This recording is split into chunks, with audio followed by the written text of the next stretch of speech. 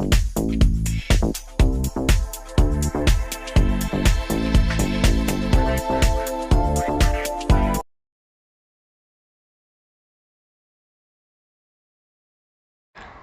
ഇന്ന് നോക്കാൻ പോകുന്നത് BNSൽ ചാപ്റ്റർ 6 ആയിട്ട് ഇൻക്ലൂഡ് ചെയ്തിട്ടുള്ള ഒഫൻസസ് എഗൻസ്റ്റ് ഹ്യൂമൻ ബോഡി എന്ന ടോപ്പിക്കിൽ ഇൻക്ലൂഡ് ചെയ്തിട്ടുള്ള റോങ്ഫുൾ കൺഫൈൻമെൻറ്റ് ആൻഡ് റോങ്ഫുൾ റിസ്ട്രെയിൻറ്റ് എന്നീ രണ്ട് ടോപ്പിക്സ് ആണ് നമ്മൾ ഇന്ന് നോക്കുന്നത്. BNSൽ റോങ്ഫുൾ റിസ്ട്രെയിൻറ്റും റോങ്ഫുൾ കൺഫൈൻമെൻറ്റും സെക്ഷൻ 126ഉം സെക്ഷൻ 127ഉമായിട്ടാണ് കൊടുത്തിട്ടുള്ളത്. ഇതേ സാധനം ഈ രണ്ട് ടോപ്പിക്സ് IPCയിലേക്ക് വരുമ്പോൾ സെക്ഷൻസ് 339 to 348 കുറച്ച് വാസ്റ്റാണ് കമ്പാരിറ്റീവ്ലി. BNS നമ്മൾ ഇന്ന് നോക്കാൻ പോകുന്നത് BNSൽ ചാപ്റ്റർ 6ൽ ഇൻക്ലൂഡ് ചെയ്തിട്ടുള്ള offences against human body. So ആദ്യം നമ്മൾ റോങ്ഫുൾ റിസ്ട്രെയിൻറ്റ് ആണ് എടുക്കുന്നത്. റോങ്ഫുൾ റിസ്ട്രെയിൻറ്റിൻ്റെ ഡെഫിനിഷൻ കൊടുത്തിട്ടുള്ളത് നേരത്തെ പറഞ്ഞതുപോലെ സെക്ഷൻ 126 ഓഫ് BNSലാണ്. IPCയിൽ അത് സെക്ഷൻ 339 ആണ്. അപ്പോൾ നമ്മളിപ്പോൾ ചെയ്യുന്നത് IPCയിലെ സെക്ഷൻ 339ൻ്റെ ബെയർ ആക്ട് വെച്ചിട്ടാണ് നമ്മൾ ഇത് വായിക്കുന്നത് പഠിക്കുന്നത്. സോ IPCയിലെ സെക്ഷൻ 339 സെക്ഷൻ പറയുന്നത് എന്താണെന്ന് വെച്ചാൽ whoever voluntarily obstructs any person so as to prevent that person from proceeding in any direction in which that person has a right to proceed is said wrongfully to restrain that person. അപ്പം ഇതിൽ മെയിനായിട്ട് wrongful റിസ്ട്രെയിൻറ്റ് എന്ന offence commit ചെയ്യാൻ നമുക്ക് വേണ്ടത് 3 ingredients ആണ് വേണ്ടത്. Okay, നമുക്കതൊന്നുകൂടി split ചെയ്തിട്ട് 4 ഇൻഗ്രീഡിയൻസ് ആക്കാം. 4 ഇൻഗ്രീഡിയൻസ് ആണ് വേണ്ടത്. ആദ്യത്തേത് there should be an obstruction. ഒരു ഒബ്സ്ട്രക്ഷൻ ഉണ്ടായിട്ടുണ്ടാവണം എന്നതാണ് ഫസ്റ്റത്തെ ingredient. Second ingredient the obstruction should be voluntary. ഈ ഒബ്സ്ട്രക്ഷൻ ചെയ്യുന്ന ആള് അത് വോളണ്ടറിലി ചെയ്യുന്നതായിരിക്കണം, അറിയാതെ ചെയ്തു പോയതായിരിക്കരുത്. ഓക്കെ, അതാണ് സെക്കൻഡ് ഇൻഗ്രീഡിയൻറ്റ്. തേർഡ് ഇൻഗ്രീഡിയൻറ്റ് എന്ന് പറയുന്നത് അയാളുടെ ഇൻറ്റൻഷൻ ആണ്. ഈ ഒബ്സ്ട്രക്റ്റ് ചെയ്യുന്ന വ്യക്തിയുടെ intention it is to prevent that person from proceeding in any direction. ഈ ഒബ്സ്ട്രക്റ്റ് ചെയ്യുന്ന വ്യക്തിയുടെ ഇൻറ്റൻഷൻ ആണ് അവിടെ ഹൈലൈറ്റ് ചെയ്യുന്നത്. ആ വ്യക്തിയുടെ ഇൻറ്റൻഷൻ എന്ന് പറയുന്നത് ദാറ്റ് നമ്മൾ ആരെയാണോ ഒബ്സ്ട്രക്റ്റ് ചെയ്യുന്നത് ആ വ്യക്തിയെ ഒരു ഡയറക്ഷനിലേക്ക്, ഒരു പ്രത്യേക ഡയറക്ഷനിലേക്ക് പ്രൊസീഡ് ചെയ്യുന്നതിൽ നിന്നും പ്രിവെൻറ്റ് ചെയ്യുക എന്നതാണ് ഒബ്സ്ട്രക്റ്റ് ചെയ്യുന്ന വ്യക്തിയുടെ ഇൻറ്റൻഷൻ, അതായിരിക്കണം. And the fourth ingredient is that ഈ ഒബ്സ്ട്രക്റ്റഡ് ആയിട്ടുള്ള പേഴ്സൺ, ആ വ്യക്തിക്ക് ഈ തടസ്സപ്പെട്ടിട്ടുള്ള വഴിയുണ്ടല്ലോ, ആ വഴിയിലൂടെ പോകാൻ ഒരു അവകാശം ഉണ്ടായിരിക്കണം. He should have a right to proceed in that direction. Okay, ഈ 4 ഇൻഗ്രീഡിയൻസ് സാറ്റിസ്ഫൈ ചെയ്തിട്ടുണ്ടെങ്കിൽ റോങ്ഫുൾ റിസ്ട്രെയിൻറ്റ് എന്ന് പറയുന്ന ഒഫൻസ് കമ്മിറ്റഡ് ആവും. Once this offence is committed, ഇനി നമ്മൾ അടുത്തത് പോകുന്നത് ഇതിൻ്റെ പണിഷ്മെൻറ്റിലേക്കാണ്. സോ IPCയിൽ ഇതിൻ്റെ പണിഷ്മെൻറ്റ് എന്ന് പറയുന്നത് സിമ്പിൾ ഇംപ്രിസൺമെൻ്റ് ആണ്. It may extend to 1 month or fine which may extend to 500 rupees or both. അപ്പോൾ ഒന്നെങ്കിൽ സിംപ്ലി ഇംപ്രിസൺമെൻറ്റ് ഫോർ 1 month ആവാം, അല്ലെങ്കിൽ ഫൈൻ ആവാം. ഫൈനിൻ്റെ എക്സ്റ്റെൻഡ് എന്ന് പറയുന്നത് 500 rupees, അതല്ല എന്നുണ്ടെങ്കിൽ ബോത്ത്.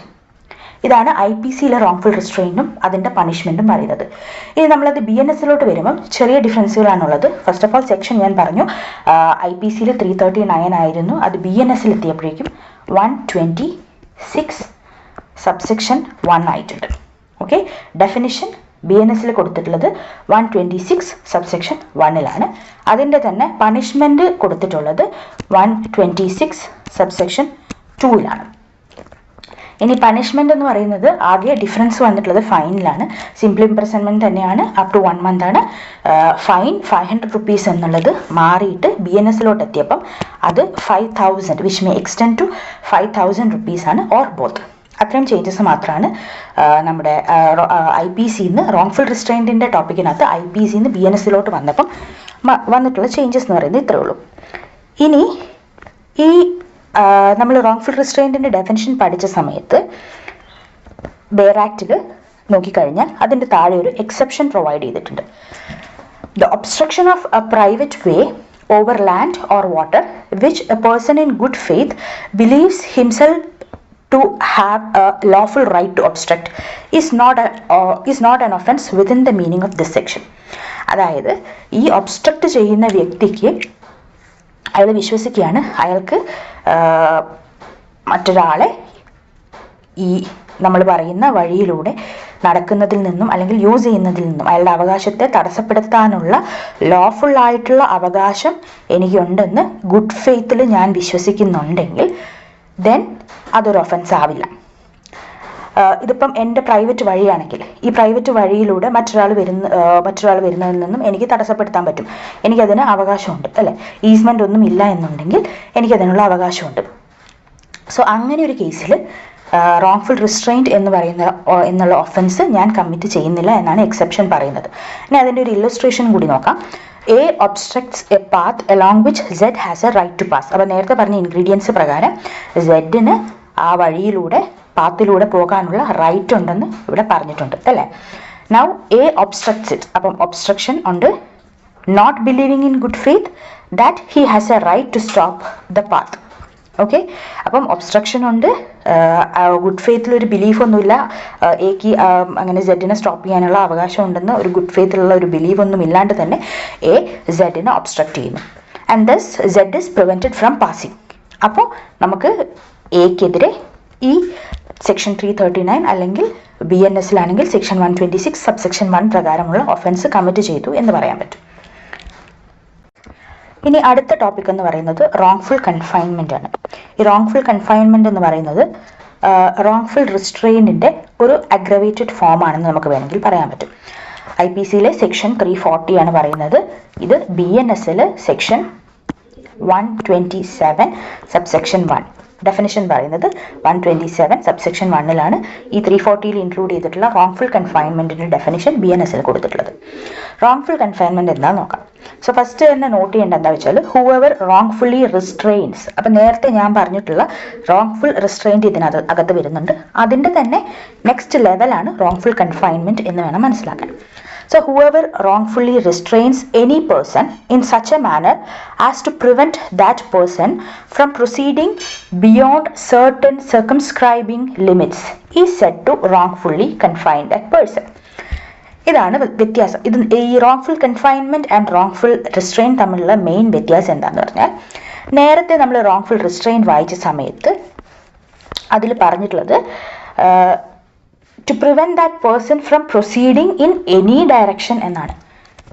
ഇപ്പം നമ്മൾ റോങ്ഫുൾ കൺഫൈൻമെൻറ്റിലോട്ട് വന്നപ്പം എന്താ വന്നതെന്ന് വെച്ചാൽ to prevent that person from proceeding beyond certain circumscribing limits. അതായത് നമ്മളൊരു ക്ലോസ്ഡ് സ്പേസിൽ അയാളെ ഒരു ഡയറക്ഷനിൽ പോകാൻ അനുവദിക്കാതെ നമ്മൾ കംപ്ലീറ്റ്ലി ഇയാളെ ലോക്ക് ചെയ്തിട്ടുണ്ടെങ്കിൽ അപ്പോൾ നമുക്കതിനെ റോങ്ഫുൾ കൺഫൈൻമെൻറ്റ് എന്ന് വിളിക്കാം. നമ്മൾ ഒരാളെ ഒരു സൈഡ് മാത്രം ഒരു വഴി, ഇപ്പോൾ ഒരു ഇവിടുന്ന് നേരെ നോർത്ത് ഡയറക്ഷനിലോട്ടുള്ള ഉള്ളൊരു വഴി, ഈ അറ്റത്ത് ഞാനൊരു ബ്ലോക്ക് വെച്ചു, അയാൾക്ക് വീണ്ടും ഈസ്റ്റിലേക്കും വെസ്റ്റിലേക്കും ഒക്കെ പോകാൻ സാധിക്കും അല്ലേ. അപ്പം ഈ അറ്റത്ത് നിന്ന് ഞാനൊരു ബ്ലോക്ക് വെച്ചിട്ട് ഇയാളെ സൗത്തിലേക്ക് കടത്തില്ല എന്നുള്ള രീതിക്കാണ് എൻ്റെ ഉദ്ദേശം, എൻ്റെ പ്രിവെൻഷൻ, ആ വ്യക്തിയെ പ്രിവെൻറ്റ് ചെയ്യാൻ ഞാൻ ഉദ്ദേശിക്കുന്നത് എങ്കിൽ that is wrongful restraint. At the same time ഞാൻ ഇയാളെ പിടിച്ചൊരു മുറിയിനകത്ത് പൂട്ടിയിട്ട ശേഷമാണെങ്കിൽ ദെൻ ഞാൻ കമ്മിറ്റ് ചെയ്യുന്ന ഒഫൻസ് എന്ന് പറയുന്നത് റോങ്ഫുൾ കൺഫൈൻമെൻ്റ് ആണ്. അപ്പം നമ്മൾ എത്ര ഏരിയയിലാണിത് ഇയാളെ പ്രിവെൻറ്റ് ചെയ്യുന്നത്, ഏത് തരത്തിലാണ് ഇയാളെ പ്രിവെൻറ്റ് ചെയ്യുന്നത് എന്ന അനുസരിച്ചാണ് റോങ്ഫുൾ റെസ്ട്രെയിൻറ്റ് ആണോ റോങ്ഫുൾ കൺഫൈൻമെൻ്റ് ആണോ കമ്മിറ്റ് ചെയ്യുന്ന ഒഫൻസ് എന്ന് ഡിസൈഡ് ചെയ്യുന്നത്. സോ അതിൻ്റെ ഇല്ലസ്ട്രേഷൻ നോക്കിക്കഴിഞ്ഞാൽ ഒന്നും കൂടി ക്ലിയർ ആവും. A causes Z to go within a walled space and locks Z therein. Z is thus prevented from proceeding in any direction beyond the circumscribing line of the wall. അതായത് ഈ 4 ചുമരുകൾ വിട്ടിട്ട് ഈ സെഡിന് എവിടെയും പോകാൻ പറ്റില്ല. So that A wrongfully confines Z. അടുത്തത് A places men with firearms at the outlets of a building. A tells Z that they will fire at Z if Z attempts to leave the building. അപ്പോൾ ബിൽഡിംഗിൽ നിന്ന് പുറത്തു പോയാൽ fire ചെയ്യുമെന്ന് സെഡിനോട് പറഞ്ഞു വെച്ചിട്ടുണ്ട്. അപ്പം സെഡിന് ഒരു ഡയറക്ഷനിലും, അതായത് ബിൽഡിങ്ങിൻ്റെ പുറത്തേക്ക് എങ്ങോട്ടും പോകാൻ പറ്റത്തില്ല.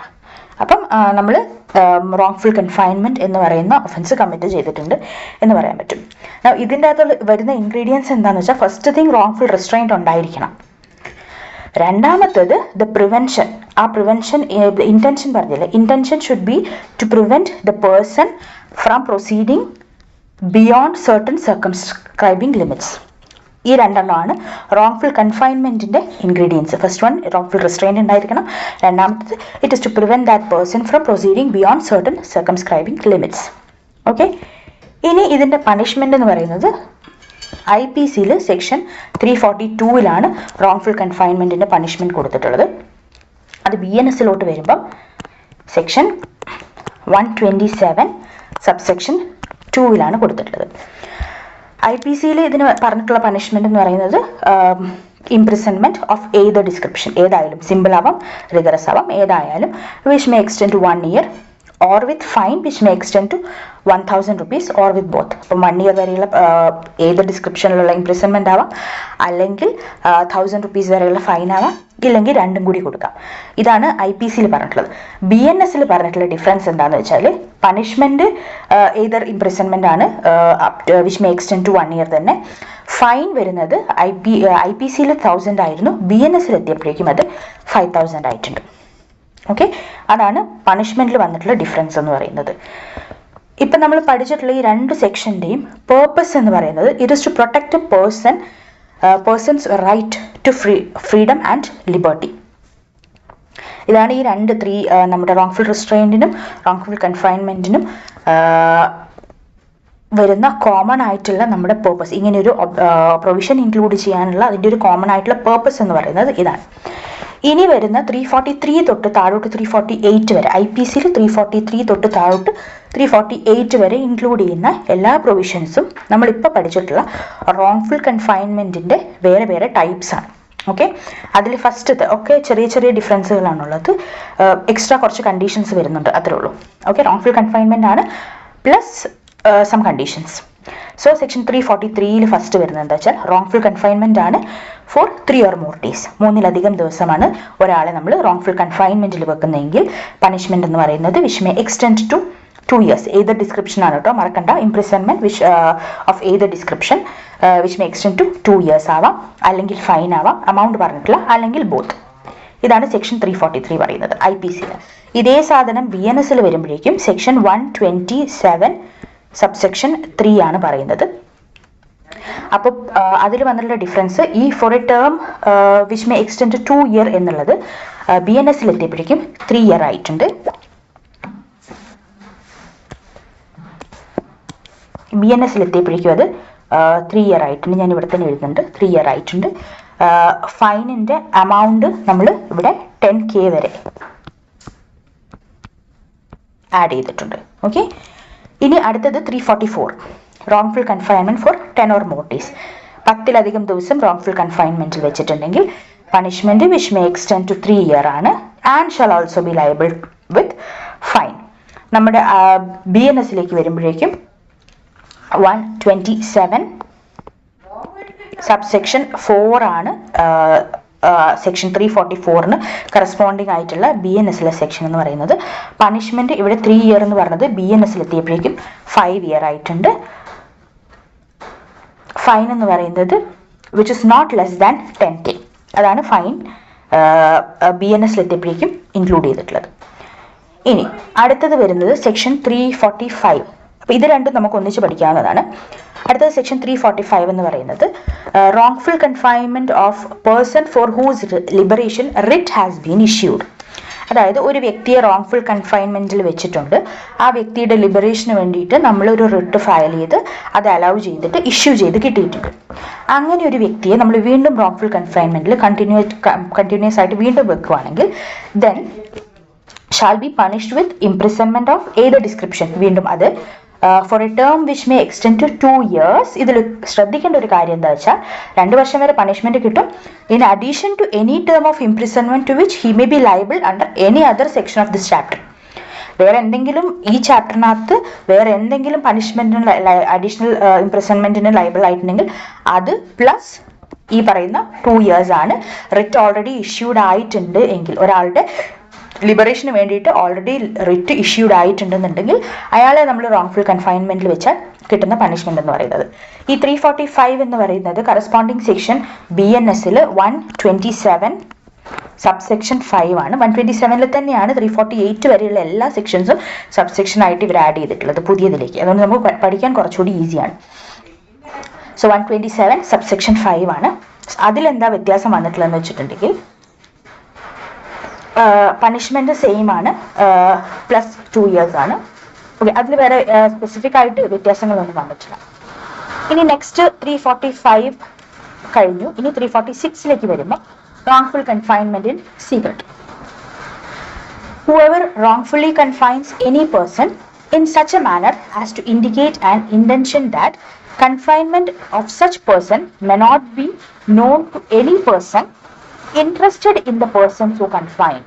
കൺഫൈൻഡ് ആയിട്ടുള്ള വ്യക്തിയിൽ താല്പര്യമുള്ള ഒരാൾ അറിയരുത് എന്നുള്ള ഉദ്ദേശത്തോടു കൂടിയോ, അല്ലെങ്കിൽ പബ്ലിക് സെർവന്റ് ആരെങ്കിലും അറിയരുത് എന്നുള്ള ഉദ്ദേശത്തോടു കൂടിയോ, അല്ലെങ്കിൽ നമ്മൾ എവിടെയാണോ കൺഫൈൻമെന്റിൽ വെച്ചിട്ടുള്ളത് ആ സ്ഥലം മറ്റാരും അറിയരുത്. പേഴ്സൺ, ഏതെങ്കിലും ഒരു വ്യക്തി, ഈ പറയുന്ന മുകളിൽ പറയുന്ന ഇൻട്രസ്റ്റഡ് ആയിട്ടുള്ള വ്യക്തിയോ പബ്ലിക് സെർവന്റോ ഒന്നും അറിയാനോ കണ്ടുപിടിക്കാനോ പാടില്ല എന്നുള്ള ഉദ്ദേശത്തിൽ നമ്മൾ സീക്രട്ട് ആയിട്ട് ഒരാളെ wrongfully കൺഫൈൻ ചെയ്തിട്ടുണ്ടെങ്കിൽ then he shall be punished with an imprisonment of either description for a term which may extend to 2 years. വീണ്ടും നേരത്തെ പറഞ്ഞ കാര്യം ആപ്ലിക്കബിൾ ആണ്. In addition to any other punishment to which he may be liable for such wrongful confinement. ഈ 346 BNS-ലോട്ട് വരുന്ന സമയത്ത് section 127 subsection 6 ആണ് വരുന്നത്. പണിഷ്മെന്റിലെ ഡിഫറൻസ് വരുന്നത് ഇവിടെ 2 years ആയിരുന്നു IPC-യിൽ, BNS-ലോട്ട് എത്തിയപ്പോഴേക്കും അത് 3 years ആക്കിയിട്ടുണ്ട്, പ്ലസ് ഫൈൻ ആണ്. നൗ അടുത്തത് section 347. Section 347, wrongful confinement to extort property or constraint to illegal act. Whoever wrongfully confines any person for the purpose of extorting him from the person confined, ആ confined ആയിട്ടുള്ള വ്യക്തിയിൽ നിന്നോ അല്ലെങ്കിൽ or from any person interested in the person confined, ഈ confine ചെയ്തിട്ടുള്ള വ്യക്തിയിൽ താല്പര്യമുള്ള മറ്റാരിലെങ്കിലും നിന്നോ, എനി പ്രോപ്പർട്ടി, എന്തെങ്കിലും വസ്തു, ഓർ വാല്യുബിൾ സെക്യൂരിറ്റി, അങ്ങനെ എന്തെങ്കിലും കാര്യം, or of constraining the person confined or any person interested in such person to do anything illegal, എന്തെങ്കിലും ഒരു ഇല്ലീഗൽ കാര്യം ചെയ്യാൻ വേണ്ടിയിട്ട് കൺഫൈൻഡ് ആയിട്ടുള്ള വ്യക്തിയോ അല്ലെങ്കിൽ അയാൾ താല്പര്യമുള്ള മറ്റൊരു വ്യക്തിയോ നിർബന്ധിക്കാനോ ഫോഴ്സ് ചെയ്യാനോ, or to give any information which may facilitate the commission of an offence, എന്തെങ്കിലും ഒരു ഒഫൻസ് കമ്മിറ്റ് ചെയ്യാൻ വേണ്ടിയിട്ട് ഫെസിലിറ്റേറ്റ് ചെയ്യുന്ന എന്തെങ്കിലും ഒരു ഇൻഫർമേഷൻ പ്രൊവൈഡ് ചെയ്യാൻ വേണ്ടിയിട്ട് ഒക്കെയാണ് wrongfully കൺഫൈൻ ചെയ്യുന്നതെങ്കിൽ, ഇപ്പം നമ്മൾ റാൻസത്തിന് വേണ്ടിയൊക്കെ wrongfully കൺഫൈൻ ചെയ്തത് ഈ ഒരു പ്രൊവിഷന്റെ കീഴിൽ കൊണ്ടുവരാൻ പറ്റും. സോ അങ്ങനെയൊക്കെയാണ് ചെയ്യുന്നതെങ്കിൽ then he shall be punished with imprisonment for either description which may extend to 3 years and shall also be liable to fine. ഈ സെക്ഷൻ 347 IPC-ന്റെ കറസ്പോണ്ടിങ് സെക്ഷൻ ഇൻ BNS എന്ന് പറയുന്നത് 127 സബ്സെക്ഷൻ 7 ആണ്. അതിൽ പണിഷ്മെന്റിൽ വലിയ വ്യത്യാസമൊന്നും വന്നിട്ടില്ല, സെയിം തന്നെയാണ് വന്നിട്ടുള്ളത്. And shall also be liable to fine. ഇനി അടുത്തത് ലാസ്റ്റ് ഈ ഒരു ഭാഗത്തെ ലാസ്റ്റ് സെക്ഷൻ ആണ് section 348. Wrongful confinement to extort, confession or compel restoration of property. Whoever wrongfully confines any person for the purpose of extorting from the person confined, a confined ആയിട്ടുള്ള വ്യക്തിയിൽ നിന്നോ, or any person interested in the person confined, നേരത്തെ പറഞ്ഞ പോലെ confined ആയിട്ടുള്ള വ്യക്തിയിൽ താല്പര്യമുള്ള ആരിലെങ്കിലും നിന്നോ എന്തെങ്കിലും confession or any information which may lead to the detection of an offense, ഒരു ഒഫൻസ് ഡിറ്റക്ട് ചെയ്യുന്നതിനോ അല്ലെങ്കിൽ ഒരു മിസ്കണ്ടക്ട് ഡിറ്റക്ട് ചെയ്യുന്നതിനോ ഉള്ള എന്തെങ്കിലും ഒരു ഇൻഫർമേഷൻ എടുക്കാൻ വേണ്ടിയിട്ട്, or for the purpose of constraining the person confined or any other person interested in the person confined, നേരത്തെ പറഞ്ഞ പോലെ കൺഫൈൻഡ് ആയിട്ടുള്ള വ്യക്തിയിൽ നിന്നോ അല്ലെങ്കിൽ അയാളിൽ താല്പര്യമുള്ള മറ്റൊരു വ്യക്തിയിൽ നിന്നോ, to restore or to cause the restoration of any property or valuable security, ഒരു പ്രോപ്പർട്ടിയോ വാല്യുബിൾ സെക്യൂരിറ്റിയോ റീസ്റ്റോർ ചെയ്യാനോ, or to satisfy എന്തെങ്കിലും ഒരു ക്ലെയിമോ ഡിമാൻഡോ ഉണ്ടെങ്കിൽ അത് സാറ്റിസ്ഫൈ ചെയ്യാൻ വേണ്ടി, അങ്ങനെ അതുപോലെ to give information which may lead to restoration of any property or valuable security, ഒരു പ്രോപ്പർട്ടിന്റെയോ വാല്യുബിൾ സെക്യൂരിറ്റിന്റെയോ റീസ്റ്റോറേഷന് വേണ്ടിയിട്ടോ അല്ലെങ്കിൽ അതുമായിട്ട് ബന്ധപ്പെട്ട എന്തെങ്കിലും ഇൻഫർമേഷൻ കിട്ടാൻ, ഓർ ഒരു ക്ലെയിം ഓർ ഡിമാൻഡ് സാറ്റിസ്ഫൈ ചെയ്യാൻ, ഒരു ഒഫൻസ് അല്ലെങ്കിൽ മിസ്കണ്ടക്ട് ഡിറ്റക്ട് ചെയ്യാൻ വേണ്ട ഇൻഫർമേഷൻ അല്ലെങ്കിൽ കൺഫെഷൻ ഇതാക്കി എടുക്കാൻ വേണ്ടിയിട്ട്, എക്സ്ട്രോട്ട് ചെയ്തെടുക്കാൻ വേണ്ടിയിട്ട് ഒക്കെയാണ് നമ്മൾ ഒരാളെ wrongfully കൺഫൈൻ ചെയ്യുന്നതെങ്കിൽ then the punishment is he shall be punished with imprisonment of either description for a term which may extend to 3 years and shall also be liable to fine. ഇതിന്റെ കറസ്പോണ്ടിങ് പ്രൊവിഷൻ BNS-ൽ വരുന്നത് section 127 തന്നെയാണ്. 127 subsection 8 ആണ്. പണിഷ്മെന്റിൽ difference ഒന്നുമില്ല. So ഇത്രയേ ഉള്ളൂ wrongful കൺഫൈൻമെന്റും wrongful റിസ്ട്രെയിൻറ്റുമായിട്ട് related ആയിട്ടുള്ള provision. മറ്റൊരു ടോപ്പിക്കുമായിട്ട് നമുക്ക് നെക്സ്റ്റ് ഒരു വീഡിയോയിൽ കാണാം.